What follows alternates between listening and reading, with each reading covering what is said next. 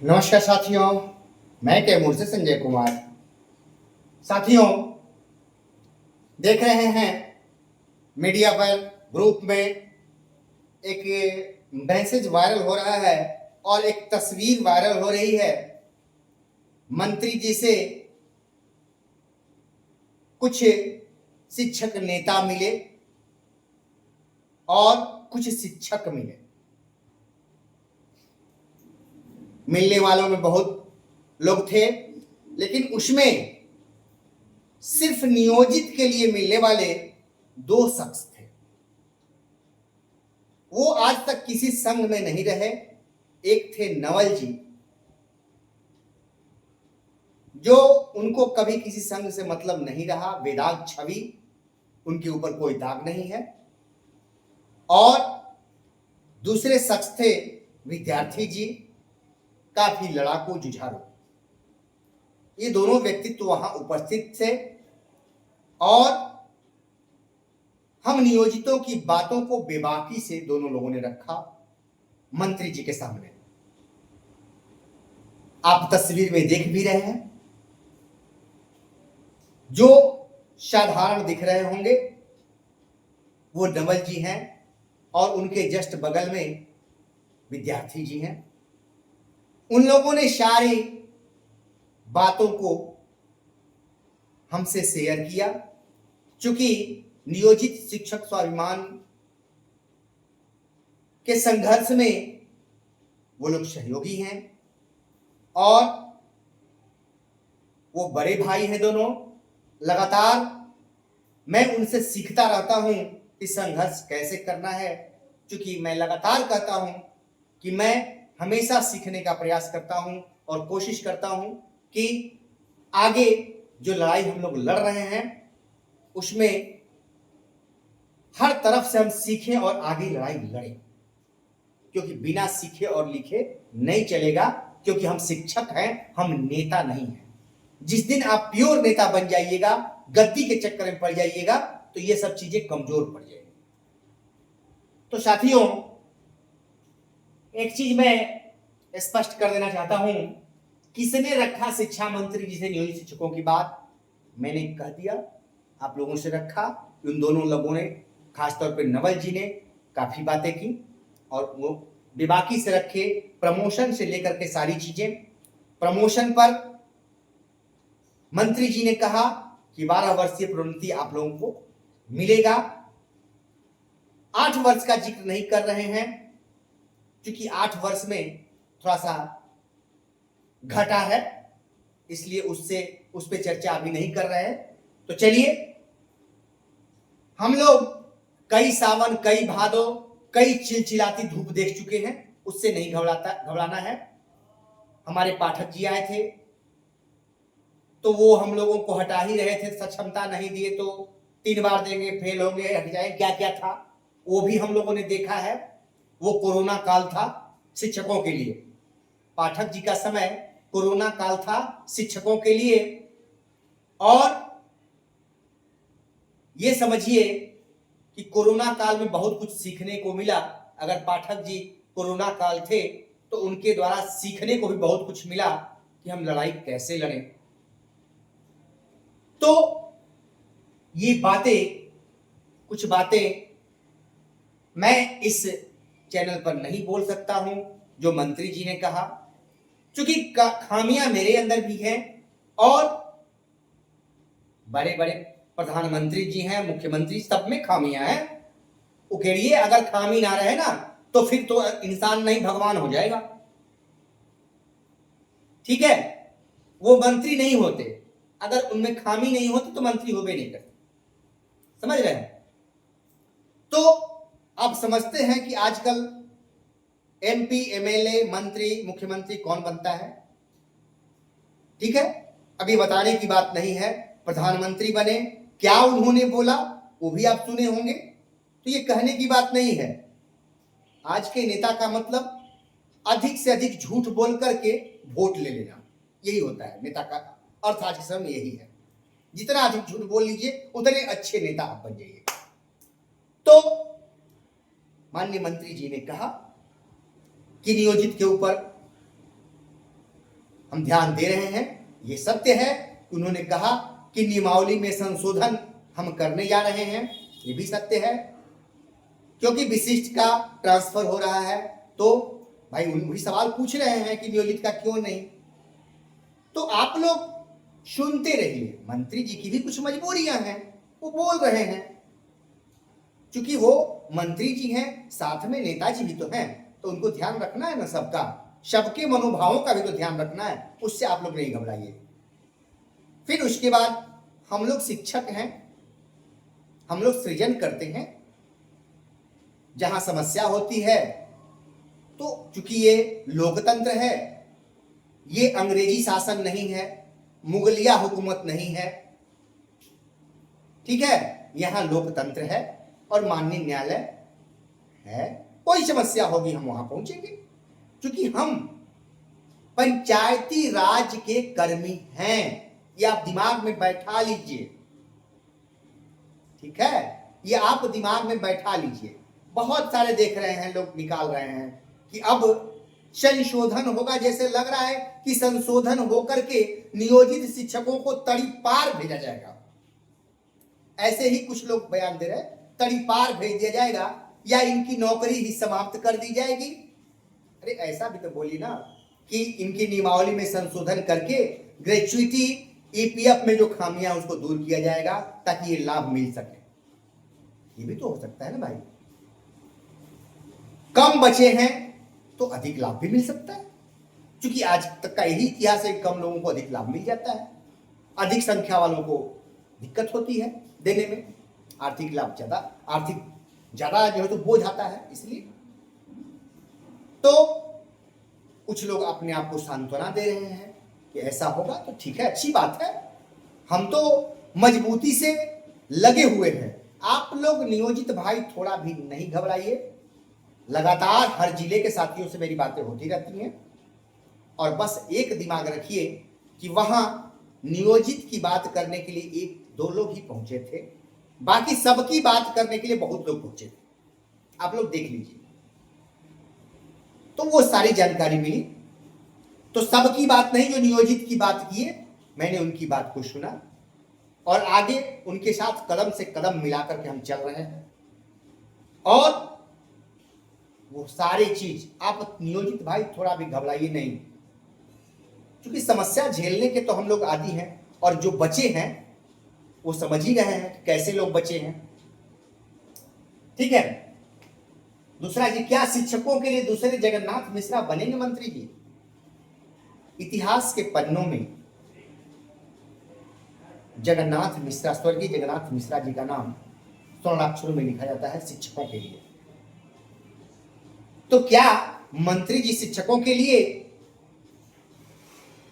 जगन्नाथ मिश्रा बनेंगे क्या? जैसे नियमावली बदल देंगे, ये तो बात बहुत मीडिया में फैलाई जा रही है। अरे भैया, ये भी तो फैलाइए कि मंत्री जी ने कहा कि सभी बीपीएससी पास और विशिष्ट लोगों को 9300 का वेतनमान देने जा रहे हैं। ये बात कहिए ना, हमको भी खुशी होगी कि चलिए आप लोग भाई बहुत अच्छा किए, बन गए, और 9300 का वेतनमान अगर हमको भी मौका मिलेगा तो हम भी फिर चले आएंगे, ठीक है। ये बात क्या बोले क्या मंत्री जी? अरे भैया, ये भी तो थोड़ा सा बोल देते, जैसे मिर्च मसाला लगा लगा के आप लोग बोल रहे हैं, तो उसी तरह थोड़ा सा मिर्च लगा के बोल देते, मसाला लगा के बढ़िया से बोल देते कि मंत्री जी ने कहा कि 9300 का वेतनमान हेड टीचर, विशिष्ट शिक्षक, विद्यालय अध्यापक सबको देने जा रहे हैं। शायद इसका कहने का असर भी पड़ता, शायद मंत्री जी विचार कर लेते और दूसरे जगन्नाथ मिश्रा जी बन जाते। ऐसा माहौल बनाइए ना। आप लोग तो काफी जुझारू हैं, मिलके मंत्री जी से कहे, आप अपनी बातों को नहीं बताए कि मंत्री जी ने क्या कहा, 9300 देने जा रहे हैं या पूरा निरंतरता देने जा रहे हैं, 7वां वेतनमान देने जा रहे हैं, उस पर क्या बात हुई, जरा वो भी बता दीजिए। नियोजित को तड़ी पार करने जा रहे हैं, ये तो खबर आप लोगों ने दे दिया। खैर कोई बात नहीं, नियोजित सक्षम है, हम लड़ने के लिए तैयार हैं। हम पंचायती राज के कल भी थे, आज भी हैं और कल भी रहेंगे। अगर हमारी शर्तों के अनुसार सारी सेवा रखते हुए, जैसा कि ये भी सुनने में मंत्री जी कहे कि आप लोग परीक्षा देके विशिष्ट बन जाइए, सब बन जाइए, तो मैं स्वीकार करता हूं, बनने के लिए तैयार हूं, सारे नियोजित तैयार हैं। आप 7वां वेतन देते हुए, बिना सेवा कटौती करते हुए वो सारे लाभ राज्यकर्मी के दीजिए। राज्यकर्मी कौन है ये आप समझ रहे हैं? जो सहायक शिक्षक हैं उनके समान हमको बना दीजिए, हम चलने के लिए तैयार। नहीं तो जो 15 से पहले थे वही फिर करें क्या हम? नमस्कार। नहीं, क्या नियोजित नियमावली बदल जाएगी और नियोजित जाएंगे तरीपार या मिलेगा पुरस्कार? बहुत सुनने को आ रहा है नियोजित नियमावली बदल जाएगी। अरे भैया आप घबराए क्यों हैं? आने तो दीजिए। विधि विभाग में बहुत सारी चीजें जाती हैं, क्या सब पास होकर चली आती हैं? आने दीजिए विधि विभाग से कि पंचायती राज के शिक्षक, क्या ये जो नियमावली बनाए थे या नियोजित शिक्षकों की जो नियुक्ति हुई थी वो अवैध हुई थी? क्या उस पर मंत्रिमंडल का सिग्नेचर नहीं था? बताइए ना जरा।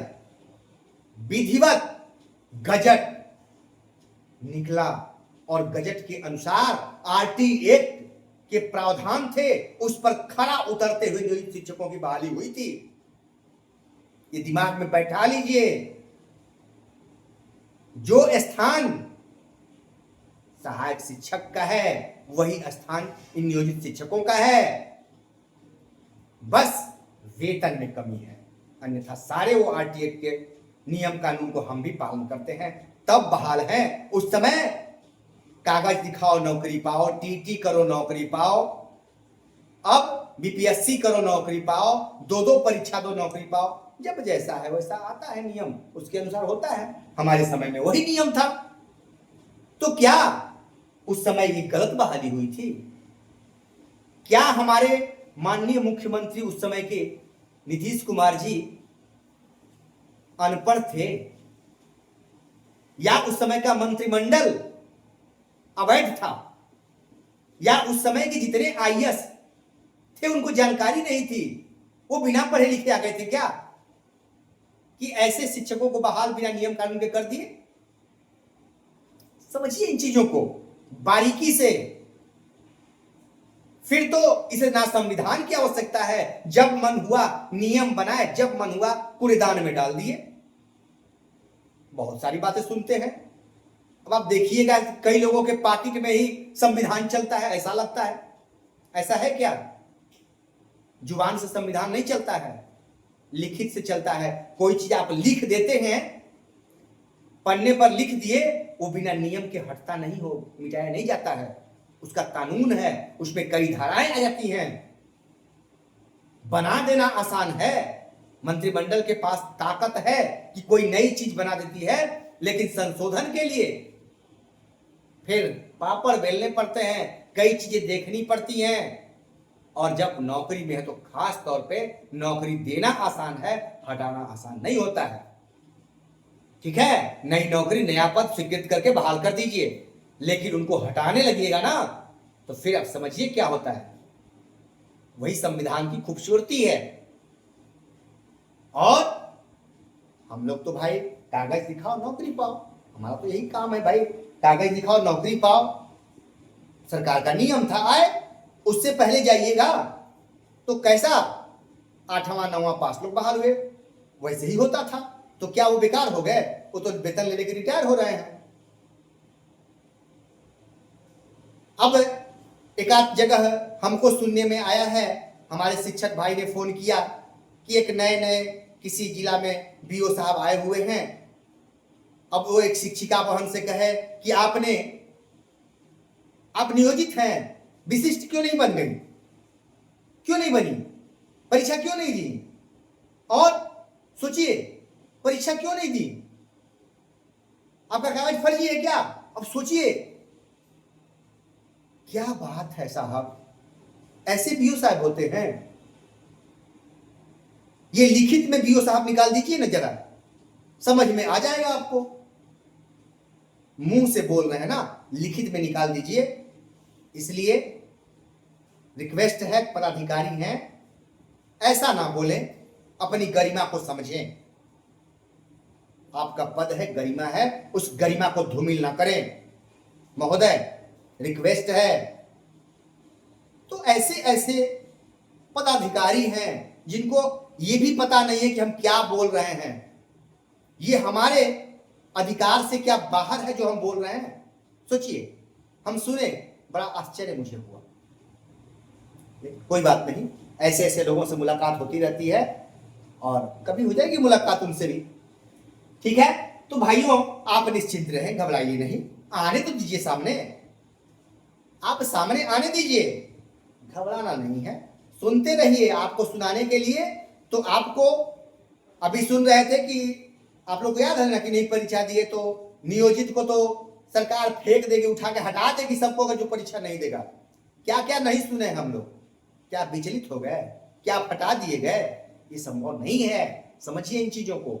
और बहुत सारी चीजें उन लोगों ने बताया जो मैं इस पर नहीं बोल सकता हूं, एक मर्यादा है, ठीक है। कुछ चीजें पर्दे के अंदर ही अच्छी लगती हैं, पर्दे से बाहर अगर आ जाएंगी ना तो फिर महत्व खत्म हो जाएगा और आप समाज में गलत कहे जाने लगेंगे, ठीक है। हर चीज का समय, स्थान और नीति और नियति सब निश्चित है। नमस्कार, फिर मिलेंगे।